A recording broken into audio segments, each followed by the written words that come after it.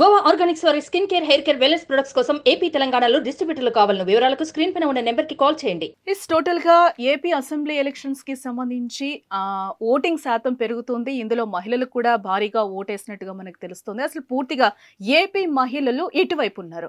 ఈసారి భారీగా మహిళలు అయితే ఓటేసిన సందర్భం అయితే మనకు కనిపిస్తుంది. ఎవరికి ఓటేశారనే దానిపై కూడా ఇప్పుడు ప్రజెంట్ అయితే ఉత్కంఠ అయితే నెలకొందని చెప్పుకోవచ్చు. మహిళలే టార్గెట్ గా ఇటు టీడీపీ, వైసీపీ పథకాలు అయితే ఉన్నాయని చెప్పుకోవచ్చు. ఇందులో ప్రధానంగా సంక్షేమ పథకాలతో వైసీపీ సూపర్ 6 అంటూ కూటమి మన ముందుకు వచ్చిన విషయం మనకు తెలిసిందే. ఎవరికి వారే విజయంపై కూడా ధీమా వ్యక్తం చేస్తున్న పరిస్థితి కనిపిస్తుంది. ఎస్, దీని మీద అనాలిసిస్ అందించడానికి నాతో పాటు రెడీగా ఉన్నారు నా కొలీగ్ తిరుమల్. తిరుమల్, మన టోటల్ మహిళల శాతం అయితే ఓటింగ్ శాతం ఈసారి పెరిగిందని చెప్పుకోవచ్చు. టోటల్ గా ఎవరి వైపు మహిళలు ఉన్నారు అని అనుకోవచ్చు. జానకి, పొద్దు నుంచి మనం చూస్తున్నాం ఓటింగ్ని పోలింగ్ కేంద్రాల దగ్గర పరిస్థితిని రెగ్యులర్గా గమనిస్తూ ఉన్నాం. ఉదయం నుంచి ఎక్కువ చోట్ల మహిళలు ఎక్కువగా కనిపించారు. మహిళలు, వృద్ధులు ఎక్కువగా కనిపించారు. మహిళల ఓటింగ్ ఎక్కువగా ఉన్నట్టుగా కనిపిస్తోంది. పురుషులతో పోటీ పడి ఈసారి మహిళలు వేసినట్టుగా కనిపిస్తోంది. సాధారణంగా రాజకీయాల్లో పురుషులది ఆధిపత్యం కనిపిస్తుంది. పురుష బేస్లో పాలిటిక్స్ నడుస్తూ ఉంటాయి. కానీ ఆంధ్రప్రదేశ్లో ఈసారి ఓటర్లో చైతన్యం కనిపించింది. ముఖ్యంగా మహిళా ఓటర్లలో ఎక్కువగా చైతన్యం కనిపించింది. మన క్యూ లైన్లో ఇప్పుడు చూస్తున్నాం. మనం చూస్తున్న విజువల్స్లో చూస్తున్నాం. మనం మార్నింగ్ నుంచి రికార్డ్ చేసిన విజువల్స్ ఇవి. ఈ మార్నింగ్ నుంచి రికార్డ్ చేసిన విజువల్స్ చాలా చూడండి, విమెన్ ఎక్కువగా కనిపిస్తున్నారు. విమెన్ క్యూలో నిలబడి ఓపిక్గా ఓటేసి వెళ్ళిపోయినట్టుగా చాలా స్పష్టంగా కనిపిస్తున్నారు.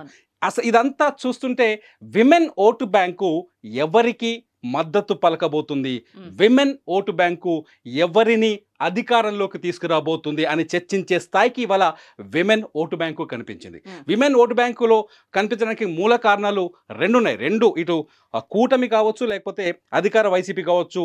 ఇద్దరు ఈ ఎలక్షన్ ప్రచారంలో గత 6 నెలలుగా జరిగిన హోరాహోరీ ఎన్నికల ప్రచారంలో విమెన్ని ఆకట్టుకోవడానికి రకరకాల వ్యూహాలు పన్నారు, రకరకాల అది చేస్తూ వచ్చారు.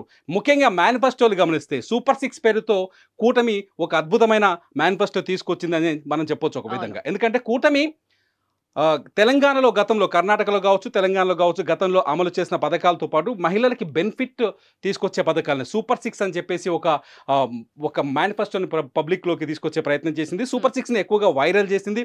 సూపర్ 6 అంశాన్ని జనంలో దించడానికి ప్రయత్నం చేసింది. సూపర్ 6లో ముఖ్యంగా మహిళలకు ఏం దక్కింది అంటే, సూపర్ 6లో మహిళలకు ఉచిత బస్ ఇస్తామని చెప్పింది కూటమి. కూటమిలో ఫ్రీ బస్ ప్రయాణం మనం తెలంగాణలో చూసాము, కర్ణాటకలో చూసాము. ఫ్రీ బస్ ప్రయాణానికి చాలా ఆదరణ వచ్చింది. తెలంగాణలో కూడా చాలా మంది మాట్లాడతారు, తెలంగాణలో ఫ్రీ బస్ అనేది ఓటింగ్ మీద ఎక్కువ ప్రభావం చూపించింది. ఫ్రీ బస్ తో మహిళలు కాంగ్రెస్ పార్టీ వైపు నిలబడ్డారు అని చెప్పేసి తెలంగాణలో ఒక చర్చ జరిగింది. సేమ్ ఇదే ఫ్రీ బస్ స్కీమ్ ని ఆంధ్రప్రదేశ్లో తీసుకొస్తామని చెప్పేసి కూటమి మొదటి నుంచి హామీ ఇస్తూ వచ్చింది. మహిళలకి లోన్లు ఇవ్వడానికి 0 వడ్డీ లోన్లు ఇవ్వడానికి చంద్రబాబు నాయుడు ముందుకు తీసుకొచ్చారు. డ్వాకరా పథకాలను తీసుకొచ్చిన ఘనత కూడా చంద్రబాబు నాయుడుదే.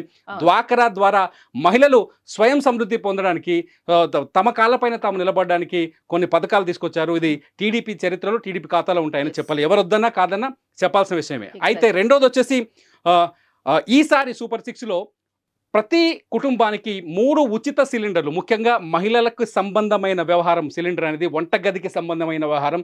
చాలా ఖర్చుని కంట్రోల్ చేయాలి అనే ఆలోచన ప్రతి మహిళకు ఉంటుంది. కుటుంబంలో ఖర్చుని కంట్రోల్ చేయాలనే ఆలోచన ఉంటుంది. కాబట్టి 3 సిలిండర్లని, ఏడాదికి 3 సిలిండర్లు ఫ్రీగా ఇస్తామని చెప్పడం. 4వది వచ్చేసి 18 సంవత్సరాలు నిండిన ప్రతి మహిళకి 1500 రూపాయల ఒక నగదు సపోర్ట్ కూడా చేస్తామని చెప్పేసి తెలుగుదేశం పార్టీ కానీ కూటమి కానీ తీసుకొచ్చింది.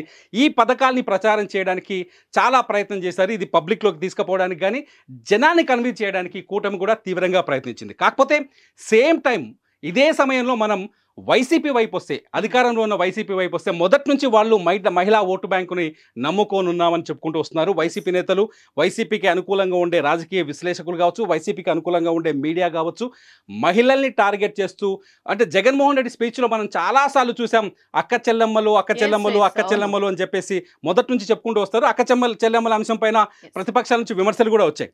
సో అక్క చెల్లెమ్మలు తన వైపే ఉన్నారని జగన్మోహన్ రెడ్డి మొదటి నుంచి నమ్ముతున్నట్టుగా తెలుస్తుంది. ఎందుకంటే అమ్మఒడి పథకం ప్రభావం చూపించిందని వైసీపీ నమ్ముతోంది. దాంతోపాటు 0 వడ్డీకి రుణాలు ప్రభావం చూపించిందని నమ్ముతుంది. ఈసారి మేనిఫెస్టోలో కూడా అమ్మఒడిని తీసుకుని ఉంచారు. వాళ్ళు మేనిఫెస్టోలో పెద్ద మార్పులు చేయలేదు. మేనిఫెస్టోలో బెనిఫిట్స్ని పెంచారు.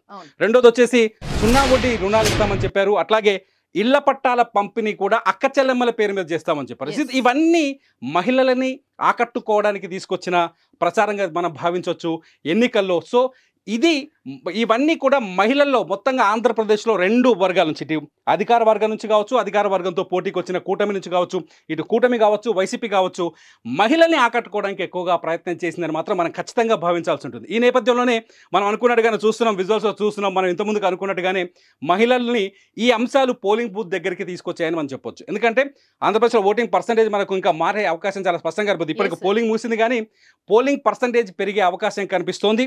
ఎక్కువగా మహిళలు పొద్దు నుంచి పోలింగ్లో పాల్గొన్నట్టుగా మనకు అర్థమవుతోంది.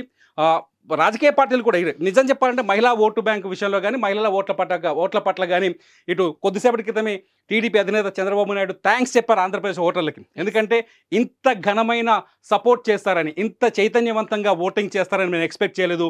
చాలా బాగా ముందుకు వచ్చారు, చాలా బాగా ఓటింగ్లో పాల్గొన్నారు. పొద్దు నుంచి కొన్ని చోట్ల చూడాలంటే పురుషులు కూడా ఈసారి ఓటింగ్ మొత్తంగా పురుషులు కూడా ఎక్కువగా ఉన్నారు కానీ మహిళలు ఎక్కువగా కనిపిస్తున్నారు మనకు. సో మహిళల ఓటు బ్యాంకు మాకంటే మాకు అంటూ 2 పార్టీలు 2 వర్గాల్లో ఒక ఆశ కనిపిస్తోంది. మహిళలే ఈసారి ఆంధ్రప్రదేశ్ ఎన్నికల ఫలితాన్ని తేల్చను. ఇంకోటి కూడా ఇక్కడ మనం చెప్పొచ్చు, అంటే మహిళల టార్గెట్ కానీ 2 ఉన్నాయి కాబట్టి ఇటు సూపర్ 6 అలాగే ఉంది, ఇటు సంక్షేమ పథకాలు కూడా లేడీస్ కి చేకూరే విధంగా, లాభం చేకూరే విధంగా ఉంది కాబట్టి టోటల్ గా వీళ్ళ పర్సెంటేజ్ పెరిగిందని అనుకోవచ్చు. అంటే అదే, ఎందుకంటే ఎక్కువగా మహిళల్ని పోలింగ్ బూత్ కు తీసుకొచ్చింది. మహిళల్ని పోలింగ్ బూత్ దగ్గర ఎంత ఎండ ఉన్నా, కొన్ని చోట్ల వర్షం పడ్డది, ఎండలు ఇవాళ చాలా చోట్ల చూసాం. ఉదయం నుంచి ఎండలు తట్టుకోలేక విజయనగరంలో 2 చనిపోయారు, ఇంకో చోట ఒక మరణం నమోదైంది. కొందరు పోలింగ్ బూత్కి వచ్చిన ఒక అతను గుండెపోటుతో చనిపోయారు. విజయనగరంలో మాత్రం ఎండ వడదెబ్బ గట్టి కొట్టినట్టుగా మనకు కనిపించింది. అయినప్పటికీ కూడా అదరలేదు, బెదరలేదు. మహిళలు చాలా చైతన్యవంతంగా ముందుకు వచ్చారు. ఈసారి మహిళలు ఆంధ్రప్రదేశ్ నుదుటి రాతను రాయబోతున్నారా, కొత్తగా తిప్పి రాస్తున్నారా, కొత్త ప్రభుత్వానికి ఎవరు మహిళలే శ్రీకారం చుట్టబోతున్నారా అనే భావన కలిగే విధంగా ఉంది. మహిళల ఓటు బ్యాంకు పైన మాత్రం 2 పార్టీలకు నమ్మకం ఉంది. 2 పార్టీలు ఆశగా ఎదురు చూస్తున్నాయి. ఖచ్చితంగా మహిళలు తమ వైపే ఉంటారని చెప్పి. ఎందుకంటే టీడీపీ తీసుకొచ్చిన ఉచిత బస్సు కావచ్చు, 3 సిలిండర్లు కావచ్చు, నెలకు 18 ఏళ్ళు నిండిన వారికి నగదు సపోర్ట్ కావచ్చు, ఇటు వైసీపీ తీసుకొచ్చిన అమ్మఒడి కావచ్చు, లేకపోతే అక్క చెల్లెళ్ళ పేరు మీద ఇల్లు ఇస్తామని చెప్పడం కావచ్చు, ఇవన్నీ చూసే ఆల్మోస్ట్ ఎంత వద్దనుకున్న రాజకీయ వైరం వేరుండొచ్చు, రాజకీయ పార్టీల మధ్య విభేదాలు వేరుండొచ్చు, కానీ ఓటు దగ్గరకు వచ్చేసరికి మాత్రం వర్గాల వారీగా ఆకట్టుకోవడానికి మేనిఫెస్టోలు తయారు చేస్తాయి. వర్గాల వారీగా ఓటర్లను తమ వైపు చేర్చుకోవడానికే రాజకీయ పార్టీలు మేనిఫెస్టోలు తయారు చేస్తాయి. కాబట్టి అది చాలా స్పష్టంగా కనిపించింది. ఆ ప్రభావమే మహిళల్ని ఇక్కడికి లాక్కొచ్చింది, పోలింగ్ బూత్ దగ్గర ఓర్పుగా నిలబడేటట్టు చేసిందని మాత్రం నేను అనుకుంటున్నాను.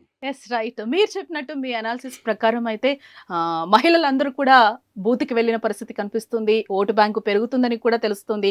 ఎస్, మహిళలే ఎక్కువ వేశారు కాబట్టి మనం అనుకోవచ్చు ఇప్పుడు పెరుగుతుంది, ఓటింగ్ పర్సెంటేజ్ పెరుగుతుందని మనం అనుకుంటున్నాము. 80% దాటే అవకాశం ఉందని మనం అనుకుంటున్నాము. ఎక్కువ శాతం ఓటేసిన వాళ్ళు మహిళలు ఎక్కువగా ఉండొచ్చు. ఇంకో విషయం ఏంటంటే ఇక్కడ మహిళలతో పాటు ఇంకో అంశాన్ని మనం ఇక్కడ చర్చించాల్సిన అవసరం ఉంది. ఈసారి యువతలో చైతన్యం చాలా స్పష్టంగా కనిపించింది. యూత్ ఎక్కువగా ఈసారి ఆంధ్రప్రదేశ్ ఎన్నికల్లో పాల్గొన్నది. యూత్ కూడా డిసైడింగ్ ఫ్యాక్టర్గా మారబోతుంది. యువత మధ్యలో ఉన్న ఆ నాయకుడు ఎవరిని ముఖ్యమంత్రి పీఠం పైన కూర్చోబెట్టాలనే ఆలోచన యువతలో కూడా కనిపించింది. సో యువత ఓటు బ్యాంకు, మహిళల ఓటు బ్యాంకే ఈసారి కీలకంగా రిజల్ట్ చెప్పబోతున్నాయని మాత్రం మనం ఒక అనాలిసిస్ చేయొచ్చు. వీళ్ళిద్దరి ప్రభావం, ఈ 2 వర్గాల ప్రభావం ఖచ్చితంగా పోలింగ్ బాక్సుల పైన, ఈవీఎం మిషన్ల పైన ఉందని మాత్రం ఉన్నాయి. కాబట్టి మనం చూడాలి, మీరు చెప్పినట్టు ఇవన్నీ నిజమవ్వాలి. మహిళలందరూ కూడా ఎవరికి ఫిక్స్ అయ్యి ఉన్నారో చూడాలంటే జూన్ 4 వరకు కూడా వెయిట్ చేయాల్సిందే. సంక్షేమ పథకాలతో వైసీపీ, సూపర్ 6 తో కూటమి అంటుంది కాబట్టి మహిళల పర్సంటేజ్ పెరిగింది కాబట్టి రిజల్ట్ వచ్చే వరకు అయితే మనం వెయిట్ చేయాల్సిందే జూన్ 4 వరకు. సుమన్ టీవీలో మీ పర్సనల్ అండ్ బిజినెస్ ప్రమోషన్స్ కోసం కింది నెంబర్కి కాంటాక్ట్ చేయండి.